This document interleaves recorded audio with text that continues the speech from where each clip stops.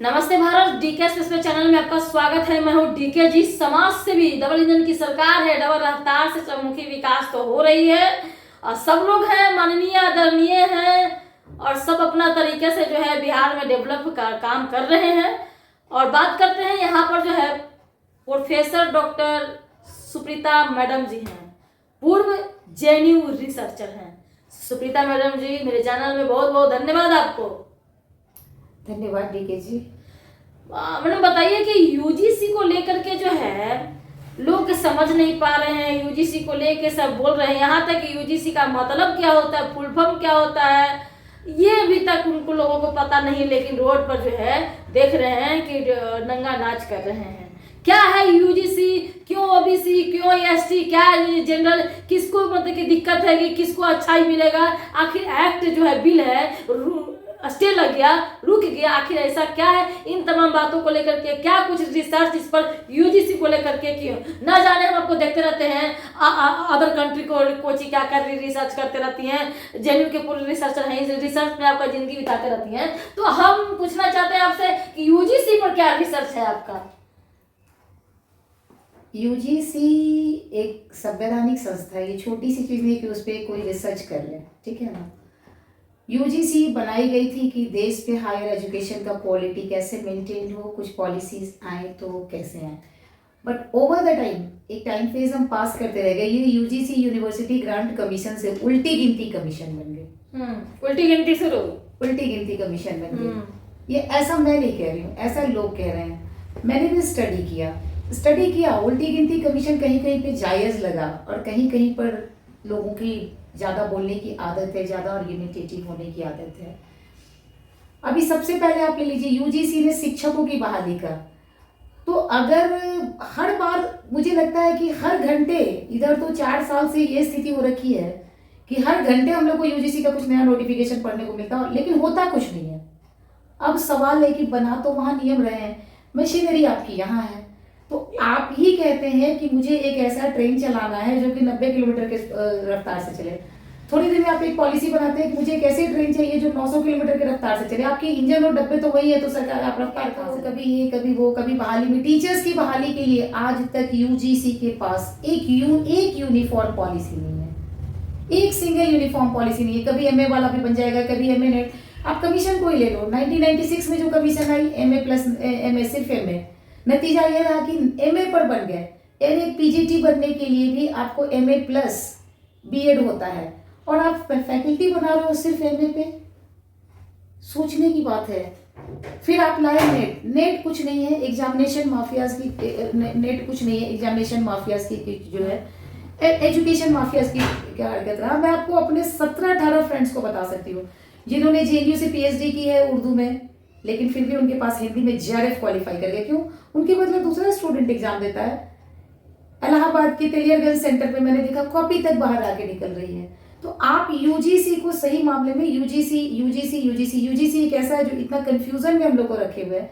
सच पूछिए तो यूजीसी ने कुछ लोगों की लाइफ हेल्प कर दी, जिसमें से एक हम भी हो सकते हैं शायद। कभी आप कहते हो कि 2009 रेगुलेशन के पहले के पीएचडी को जो हम एग्जाम नहीं करेंगे, फिर कहते हो 5 पॉइंट सर्टिफिकेट लेगा। अरे सारे 5 पॉइंट सर्टिफिकेट छाप दिए गए। 2009 रेगुलेशन का सर्टिफिकेट छाप दिया गया। यूजीसी ने किसी नियम का कोई इंप्लीमेंटेशन नहीं किया। आप कहते हो कि पीएचडी रेगुलर मोड में होनी चाहिए। किसी स्टेट यूनिवर्सिटी के पास है पीएचडी रेगुलर मोड में? किसी के पास है अटेंडेंस रजिस्टर अपने पीएचडी स्कॉलर की? नहीं। पीएचडी किसी का रेगुलर मोड में नहीं होता है। बस आना है, एक दिन पास होता है पीजीआरसी, उसके बाद एक दिन बाद करके जमा होता है। टीचर्स के पास ये भी फुर्सत नहीं है कि वो पीएचडी की थीसिस चेक करें। बस तो सब मिलाकर के अब जब सारे हथकंडे खत्म हो गए तो एक अब जाति पर भी बात कर ही ली जाए। जाति तो भाई हमारे समाज की, भाई हमने, पूरी दुनिया ने कुछ भी दिया हो, हमने पूरी दुनिया को जाति दी है। ठीक है ना, हमने पूरी दुनिया को, अगर हिंदुस्तान का सबसे बड़ा गिफ्ट है तो वो है जाति। वाह वाह। इस्लाम आया था कि जाति मुक्त जात आई थी, आज इस्लाम को भी हमने जाति सिखा दी। ठीक है ना, आज वो भी फॉरवर्ड है, आज वो भी हर जन कोटे की डिमांड कर रहे हैं, आज वो भी इसकी बात कर रहे हैं। कल तक तो आज पसमानदा मुस्लिम्स की बात आई, आप देख लीजिए, ईबीसी का कोटा इतना बढ़ गया, जंप कर गया। तो अच्छा, ईडब्ल्यूएस में 10% को मिला, ईडब्ल्यूएस तो कोई दिक्कत नहीं थी। तो फिर ये ओबीसी एससी एसटी है, ओबीसी में शामिल किया गया यूजीसी में। आखिर इतना ये तो बात तो ठीक है, आपने कहा इतना हो हल्ला हंगामा, पूरा धरना प्रदर्शन, यहाँ तक कि मोदी जी के अपने ही लोग यहाँ तक कि मोदी जी का पुतला जला रहे हैं। आज तक बहुत झगड़े झंझट हुए मैडम है, बहुत लोग गाली गलौज दिया उनको, बहुत अपशब्द कहा है, अपशब्द का बहुत लोग, लेकिन जो जाति सूचक शब्द जो है तेलिया करके कोई नहीं कुछ कहा था। लेकिन इस तरीके से मोदी जी को जो बनाने वाली चीज को कोर्ट में स्टे लग गया। आखिर हमको ये समझ में नहीं आ रहा है कि जनरल कैटेगरी के लोग, ओबीसी एससी एसटी के लोग, आखिर लोग धरना कोई पक्ष में उतर रहा है, कोई विपक्ष में उतर रहा है, क्यों ऐसे कर रहा है? देखिए एक बात बता रही हूँ, एसटी को एससी एसटी को छोड़ करके जहाँ तक ईबीसी हमारे स्टेट का है, नेशन में जाने पे ये भी ओबीसी कैटेगरी में आ जाता है। तो अनरिजर्व का मतलब सिर्फ फॉरवर्ड कास्ट थोड़ी ना होता सो कॉल्ड। हम अगर क्रीमी लेयर के बाद ओबीसी भी अनरिजर्व में है, तो फिर यहाँ जाति का कहाँ है? ओबीसी में अगर आप लगा देते हो अनरिजर्व क्रीमी लेयर कोटा जो आपने लाया है, तो भाई अनरिजर्व भी तो कुछ लोग हैं ना। ओबीसी भी तो 2 हिस्से में बटा हुआ है, अनरिजर्व और रिजर्व। इतनी तक इनकम है तो आपको अनरिजर्व में रखा जाएगा, इतने से कम इनकम है तो आपको जो है रिजर्व में नहीं रखा तो है। बात किया गया था यूजीसी को लेके, तो क्या दिक्कत होगी, किसको दिक्कत होगी, क्यों दिक्कत होगी, क्या है ये तथ्य बताएं, क्यों लोग हंगामा कर रहे अगर हैं? मैंने उसको पढ़ के देखा है, आज तक आप बता दीजिए कि यूजीसी का वो नोटिफिकेशन जिसपे इतना हंगामा है, वह क्या नोटिफिकेशन नंबर कितना है? असल में कुछ लोगों को अपना पॉलिटिकल स्टंट चाहिए होता है, कुछ लोगों को अपने फेस वैल्यू हाईलाइट करने होते हैं। सच क्या है आप बताइए ना, आप एक रिसर्चर है, जाने माने रिसर्चर है, क्या करेंगे? मैं जानी मानी रिसर्चर से नहीं, लेकिन हाँ रिसर्च करके, चूंकि हम लोग मैं आपको बता दूंगी एक्चुअली थोड़ा तथ्य बताइए, रिसर्चर तथ्य देखिए बताइए, एक बात किसी को क्या बताइए, तथ्य है? आप कहते हैं ना कि हमने जो है एससी को रिजर्वेशन दे दिया, ठीक है, एससी को रिजर्वेशन दे दिया। अब जरा सोच लीजिए कि नौकरी में रिजर्वेशन दे दिया, नौकरी से कितना पैसा आदमी कमाता है? 500 बीघा खेत की बराबरी एक हमको एक रिजर्वेशन की नौकरी से मिल जाएगी। जिसका बैकग्राउंड है रिजर्वेशन के पीछे रिजर्वेशन नहीं होता है भाई। रिजर्वेशन जिसको मिल रहा है वो एक भूमिहीन मजदूर था, उसके बेटा को रिजर्वेशन मिला, उसके फादर को खेती बाड़ी मिली है, रिजर्वेशन। लेकिन अब वही बात जब ओबीसी रिजर्वेशन की बात आती है तो उनके पास थोड़े बहुत रिसोर्सेस होते हैं। फिर अगर आप चलते हैं ईडब्ल्यूएस, तो ईडब्ल्यूएस तो करोड़पति भी ईडब्ल्यूएस बना लिया है। मैं ही आपको दिल्ली यूनिवर्सिटी में एकदम खुल्लम खुल्ला अपॉइंटमेंट हुआ है, दोनों ईडब्ल्यूएस अमीर घरों से है, दोनों ईडब्ल्यूएस की सर्टिफिकेट नकली है और ओबीसी को एनएफएस कर दिया गया। जब मैंने मेल भेजा तो यहाँ तक कि रिजल्ट का जवाब नहीं दिया इन लोगों ने। जब सबसे बड़ी बात होगी, बड़ी बात ये थी कि ओबीसी कहाँ था दिल्ली में, राजपूत बैठे हुए, वाइस चांसलर भूमियार बैठे हुए थे, एचओडी सारे के सारे जो मंगवाए गए थे, शंकर सरन जी बैठे हुए थे कायस्थ फैमिली से, उन्होंने अपनी फ्रेंड का सिलेक्शन किया गरिमा दास का, पूरा क्लियर है, नाम रख के बोल रही हूँ।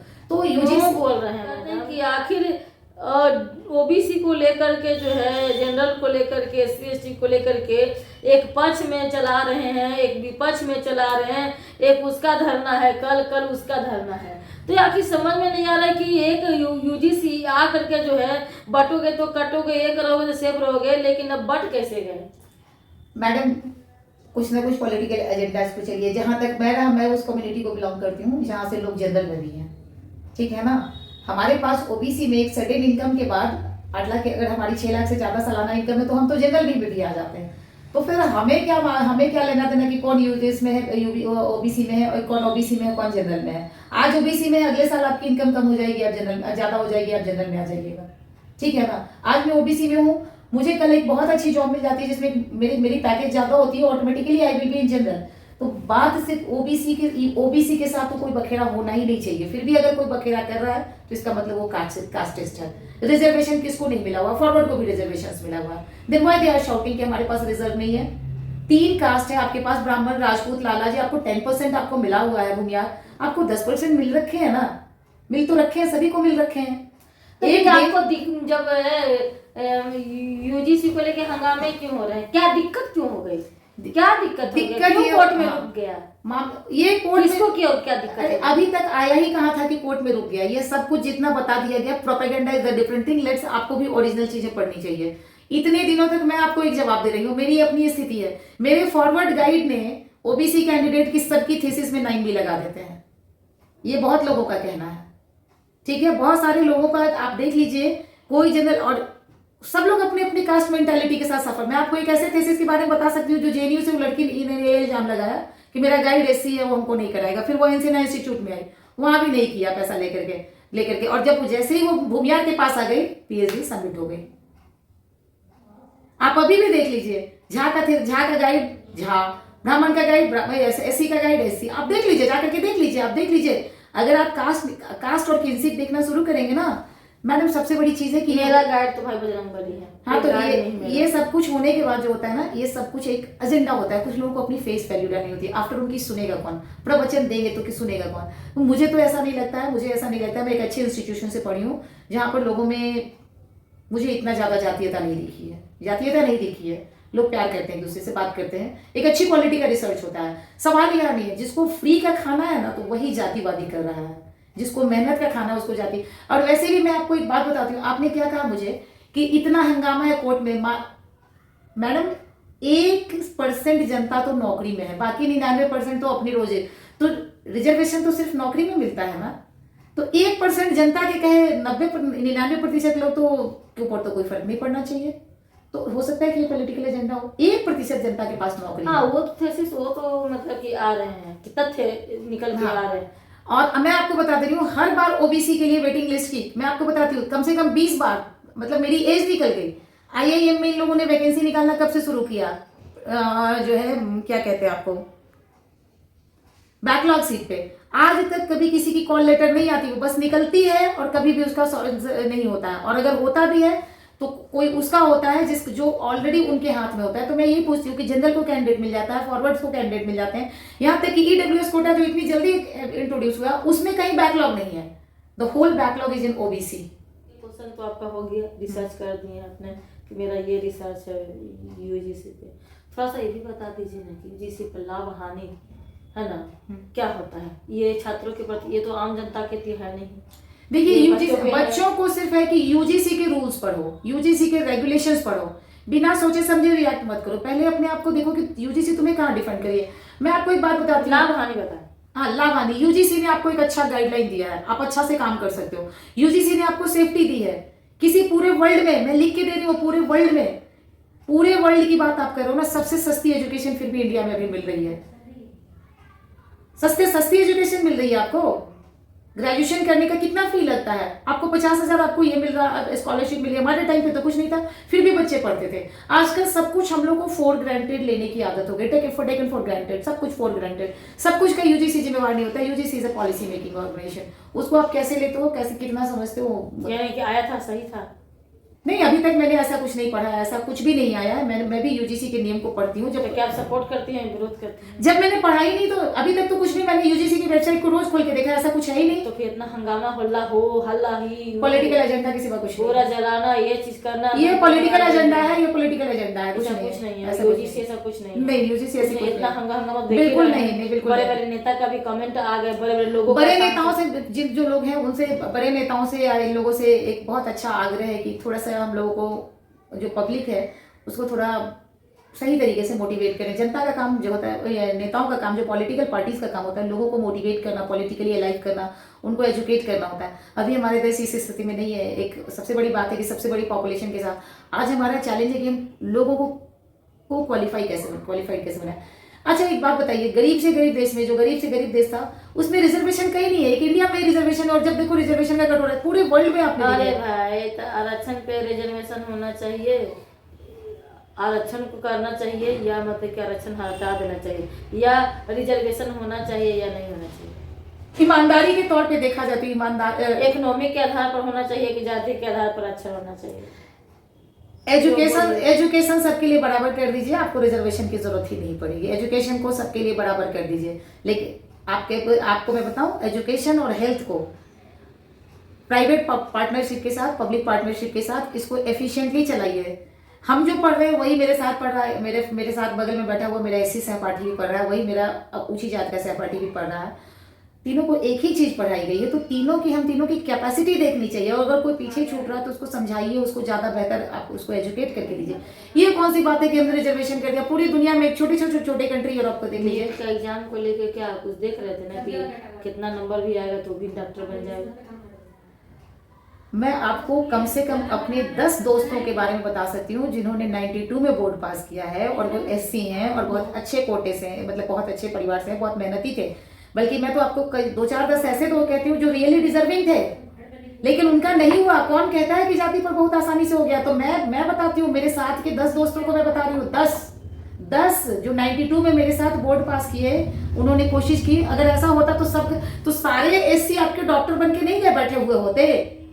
क्या ऐसे जुमलेबाजी की बात, प्लीज जुमलाबाजी अच्छी नहीं होती है। मैं जानती हूँ, मेरा एक दोस्त था जिसके फादर एक अच्छे एसपी थे, डीएसपी थे, बहुत अच्छा था पढ़ने में। दोनों भाइयों ने तैयारी शुरू की, एक भाई का हुआ, एक भाई का नहीं हुआ। घर में 3 और बहनों ने तैयारी की, तीनों में से किसी बहन का नहीं हुआ। एक परिवार से 5 बच्चों ने शुरू किया, एक बच्चे का मेडिकल में हुआ सिलेक्शन उसमें। यह सब जितनी बातें की जाती है मैडम, आप देख लीजिए, कुछ भी आप, आप जब तक सरकारी डेटा नहीं देखो ना, सरकारी डेटा के बगैर कुछ मत कहना, सरकारी डेटा को कुछ मत कहना। चलो, यानी कि बहुत बहुत धन्यवाद मैडम। आप कुछ करना चाहते हैं यूजीसी को लेकर के हो, या मतलब क्या किराया लाभ हानि है, क्या दिक्कत परेशानी, हल्ला हो, हंगामा हो गया, इतना सारा बवाल हो गया देश में पूरा? मैडम हमारे यहाँ बवाल सबसे पहले होता है। किसी से अगर पहले खाली ये पूछ लीजिए कि भाई, बवाल काटने वालों से पूछिए कि तुमने यूजीसी के कौन से नियम को पालन किया है। बवाल मत काटिए। एक हायर एजुकेशनल इंस्टीट्यूशन है जिसको गवर्नमेंट चलाती है, जिसको पब्लिक फंड का पैसा जाता है। अगर वो कहीं से बिगड़ रही है तो अभी माननीय हमारे जितने भी मिनिस्टर्स हैं उसको बैठ करके सोचना चाहिए। There should be an educational emergency, this situation must be treated as educational emergency. आप इतने बड़े मैन पावर को अगर ट्रेन नहीं करोगे, स्किल नहीं होगा, तो खिलाओगे क्या? पूरी दुनिया को खिलाओगे क्या? फिर एक बात याद रखिएगा, भूखी भीड़ नियम नहीं देखती। लोग को नियम में चलाना है तो लोगों को एजुकेट सही तरीके से कीजिए, उनको इंडिपेंडेंट करना सिखाइए, सभ्य बनाइए। अगर आपने खाली उन लोगों को सिखा दिया है, असल एक बहुत बड़ी गंदी चीज है कि हम लोगों को पूरे पढ़ने की आदत नहीं है। ना ना ना ना ना, हम लोग बिना पढ़े आधी इंफॉर्मेशन को। आरक्षण कैसा देना चाहिए? इकोनॉमिक के आधार पर या जाति के आधार पर? मैं किसी भी तरह के आरक्षण के खिलाफ हूँ, लेकिन हाँ, एक बात रुकिए, एक बात ये भी रुकिए, मैं ये कहती हूँ कि जिनमें जो किसी वजह से पीछे छूट गए हैं, सस्टेनेबल डेवलपमेंट गोल एजेंडा 2030 में ये लिखा हुआ है कि जो पीछे छूट गए उनको ऊंचा उठाइए, ठीक है ना? एक ही घर में 2 बच्चे पले हैं, एक को पिता ने बहुत प्यार से पाला, ठीक है ना, लड़की को नहीं ठीक से पाला, या एक लड़के को नहीं, उनको पसंद नहीं आया आरक्षण, उसको जो किसी वजह से पीछे रह जाए। चलिए, बहुत बहुत धन्यवाद इन तमाम बातों को लेकर के, आरक्षण से लेकर के UGC act, bill, Modi ji, political, पूरा कहानी निचोड़ है दोस्तों, अनफिल्टरेड है, वो डाला जाएगा, पूरा बिना फिल्टर का डाला जाएगा। आप देखते रहिएगा, प्यार देते रहिएगा, कमेंट करते रहिएगा, लाइक शेयर कमेंट सब्सक्राइब कीजिएगा, फेसबुक है तो फॉलो कीजिएगा। जय हिंद, जय